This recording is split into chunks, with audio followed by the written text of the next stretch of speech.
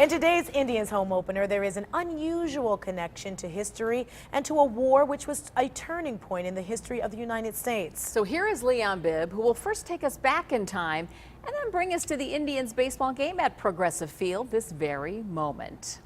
Indeed we will. We're going to put the hit and run on this one. Run with me on the base paths of history. At first base, we get a name. We will slide into second with an event, then steal third with more, and then come home with the story which affects the Cleveland Indians New York Yankees baseball game today.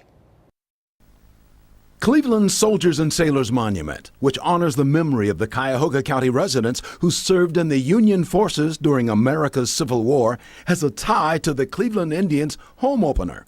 On these stone walls are names of more than 9,000 residents who went to war in the 1860s. Among the names is that of George Steinbrenner, the great-great-grandfather of the owners of the New York Yankees battling the Cleveland Indians. The lesson of service that George brought in the Civil War that has allowed the family to continue the community service, not only in Cleveland, but also New York.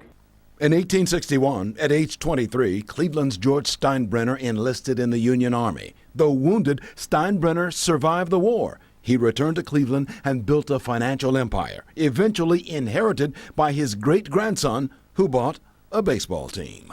This gives us a connection to Cleveland history, as well as baseball history, as well to our national history. It is here in Cleveland's Woodland Cemetery that George Steinbrenner, the Civil War veteran, is buried. Interestingly, he fought for the Union forces, called the Yankees.